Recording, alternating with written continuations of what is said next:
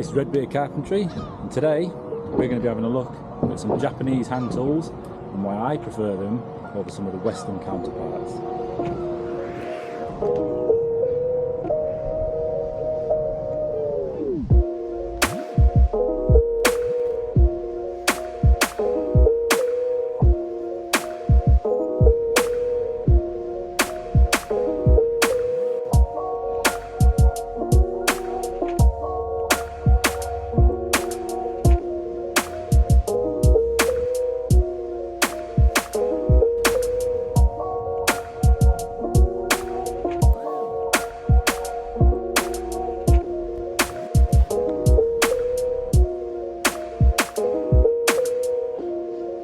So, before I get started, I'd just like to say that this is by no means me saying that these tools are better than any of the Western tools. It's not a comparison, it's not a head-to-head, it's not a versus challenge. This is just my opinion on some of the Japanese tools that I use.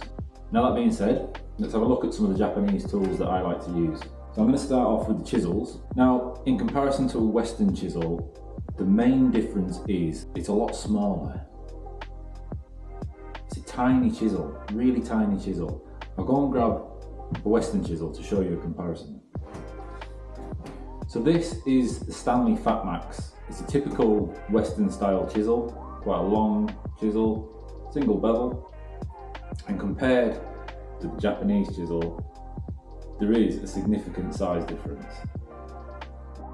So the reason I've chosen to use Japanese chisels, and I'm not saying I've chosen to use them over Western chisels, I've chosen to use them alongside my Western chisels. But the reason for that is because these have incredibly hard steel. The quality of the steel is a lot better than the quality of the steel of a Western chisel. And I'm not saying that every Japanese chisel is better than every Western chisel, and I'm not saying that the quality of steel in these is better than every Western chisel. If you get a chisel, a high-end Western style chisel, chances are the quality of the steel is going to be really good. But I'm talking in general terms. The steel is incredibly hard, it stays incredibly sharp for a long time, and it's really easy to get nice smooth cuts. So I like to use these for second fix. Still use standard, more commonly seen chisels for first fix, lap joints, things like that. And if you were going into a knotty timber, I would never use the Japanese chisel. And the reason is, the hard steel is really brittle. So if you put too much force on this, or you try and lever it in any way, there's a chance you could chip or split, crack, break the steel. So these are really used for more delicate, refined work. Whereas this Western chisel, with it being a slightly softer steel, you can really bend, put some force onto it and do some damage with these. So another little tool that you may be seeing in one of my other videos. This lives in my tool belt, and this is a tiny bevel, sliding bevel. This is a Schindler sliding bevel, and it's an absolutely beautiful tool. This is actually the same size as a carpenter's pencil, or slightly longer I think, and obviously the nut sticks out. But it's designed to fit nicely into pouches, into tool pouches.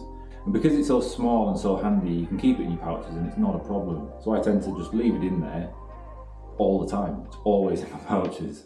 And again, it's not going to really do first fix because it's so slim, it's so small and delicate. It's predominantly for second fix, more refined work. If you're going to do first fix, roofs, that kind of thing, you either want a big sliding bevel, or what I tend to do is use things like tracer roofing square or a standard roofing square, and so I can get the bevel, set it on a roofing square like that, and then I've got it then. But this is just really handy, and again, the quality of this tool, it's phenomenal. Really, really well built, really well built. Planes. Now, this is the only Japanese plane I have at the moment, but I am looking to get a larger size. So this is equivalent to a block plane, but as you can see, it's a lot more simple design than a block plane. In essence, it does the same thing. But the significant difference is the simplicity of the tool itself. So to get the blade in and out, all you do with this is you tap it on the front to bring the blade down, and you tap it on the back to bring the blade up. If one side was to be slightly prominent than the other, more prominent than the other, you can tap it on the opposite corner to square the blade up. So if the blade was to sit at an angle like this, I would then tap this corner to bring the blade into line. Does that make sense? But again, similar to the chisels, the significant difference from this to a Western style plane is the steel. It's the blade itself. It's incredibly good quality steel, ridiculously hard steel, and it holds its edge for a really, really long time. So that's the significant difference. That's the main difference for me, is the steel itself. And with it being a wooden block, if you were to ever drop it or ever damage it in any way, you can flatten the surface again. It's quite easy to flatten the surface, and it's really, really lightweight. Now, lastly, I want to talk about the hand saws. I use these two hand saws. This one's a Ryoba, and I'm not sure what this one's called, to be quite honest with you. So we'll start with the Ryoba. And this has got two blades, as you can see. One is a cross-cut blade, and one is a rip-cut blade. So one goes across the timber, one goes along the length of the timber, along with the grain. These saws are absolutely amazing. This one's quite a thin blade, so it's very easy to wobble off your line. And these are a pull saw, so you cut on the pull stroke. I see a lot of people that use Japanese saws using them the same way as a Western saw, which is an omnidirectional saw, and it will cut on the forward stroke and the back stroke. You don't do that with a Japanese saw. On your forward stroke, you put zero effort into it, almost just cruising it back to the start. And then on the pull stroke, you really put the emphasis on there. And you'll know you're using it properly because it will absolutely fly through the timber. You'll be really surprised at how quick these saws can cut timber. And the quality of the cut is absolutely phenomenal. So the reason I choose to use Japanese saws is the blades itself. You can see how fine those teeth are on the blade. They're ridiculous. The quality of cut on this is absolutely ridiculous. Like I said, the speed of the cut, the quality of the cut is really, really high on these. It does take a little bit of getting used to, but once you get the hang of using them, they are phenomenal.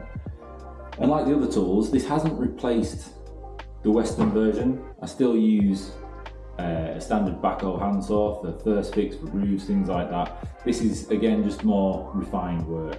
And along with the Ryoba here, I've used this one as well. So the reason I've gone for this one is because it's a bit more of a sturdy kind of blade. The steel is slightly thicker. I don't know if it'll come across on camera or not, but the steel on the blade is slightly thicker, and the teeth, so this is a cross-cut blade, and the teeth are slightly smaller. Can you see that? The teeth are slightly smaller than the teeth on the Ryoba, so it's a slower cut, thicker steel, thicker blade, so it's slower, it's easier to control, and it's a little bit more refined. So I would compare this particular saw to a tenon saw. So if I'm doing any joints, any intricate work, I mean, if you follow me on any social media, you'll see me use all these tools. But you'll see me use this saw in particular when I was doing mortise and tenons on some handrails. So this leaves a quality of cut that's unbeatable in my opinion, but it's about twice, 3 times as fast as a tenon saw. So again, once you get your head around it, you can really, really use it quite quickly, and you would genuinely be surprised at the difference in the saws. So in general, the reason I use Japanese tools is because they are a lot more refined than a lot of the Western counterparts. The quality of the steels and the tools in general is absolutely phenomenal. They're not a lot of money for what it is, but they, in my opinion, the quality of them competes with the top brands. So the plane, for instance, Lee Nielsen, I don't know how much their planes are, but I know they are not cheap. But when you properly tune these in and you get it just right, this will compete with any of the top tier tools. So for a budget price, a little bit of learning, a little bit of getting used to the tools, you've got the best of the best tools. And like anything else, you can spend hundreds and hundreds and hundreds, and you can get handmade stuff, you can get bespoke stuff, and it's always going to be absolutely bang on. Another reason I like Japanese tools over Western tools is Western tools tend to be mass produced. They're all made in factories, they're stamped, it's just one after another made the same. Even the production Japanese tools tend to be a little bit more handcrafted. So there isn't the sort of factory finish, if you will. Things tend to be hand finished and hand assembled and things like that. And like I say, if you were to get the more bespoke, the more handcrafted tools that are made by true masters, they're known for being the best tools, the best steel, the sharpest tools in the world. The handcrafted Japanese tools that are made by the masters, they are the best tools money can buy. And I don't think there's many people who would argue against that. So that is why I like to use Japanese tools. I'm going to finish this video with the same 2 questions that I'm going to start asking pretty much at the end of every video. First, are these tools value for money? Well, as I've kind of explained, yeah, I think they are. Generally speaking, they tend to be kind of middle of the range price-wise. They're not the cheapest, but they're definitely not the most expensive. They're kind of middle of the road. And I think for the quality of tool you're getting, they're absolutely unbeatable price-wise. And secondly, would I buy this tool? Well, I'm going to change that question slightly to would I recommend this tool or these tools? And the answer is absolutely yes. I would recommend these tools to absolutely anybody. Apprentices, time-served tradesmen, really experienced tradesmen, I'd recommend these to everybody. But with these tools, pretty much every one of them, there is a slight learning curve, especially with the hand saws. When you first pick up the hand saws, there's a real steep learning curve, and I know a lot of people have picked them up, tried to use them, and they've just binned them because they can't grasp how the saw works, and there isn't anybody around that's got experience with these tools to ask and talk to. So the best thing you can do, if you like the look of Japanese tools and you're thinking about buying some, go on YouTube, go on Google, find some videos, find some advice of people that use these tools day in, day out. I learned a lot from watching the Samurai Carpenter, Scott Brown, a little bit of advice off him. People like that, they use these tools day in, day out. Or just by watching their content, you can kind of see how they're using them. But there are people out there that will give you specific, tailored advice to the tool you want to work with. So in short, yes, I'd recommend them. Thank you for watching. If you liked what you saw, don't forget to give a little like and subscribe for more videos like this. Alright, see you again.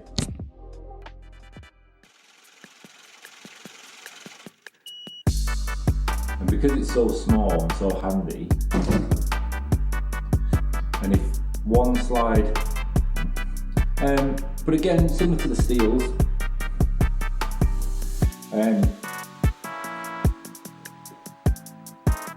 so the reason this one's alright.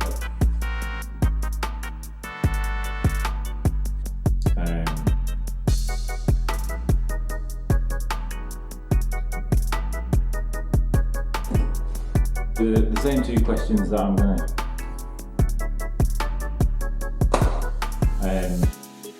another reason why I like Japanese. So overall, my thoughts with the Japanese tools versus the Western tools.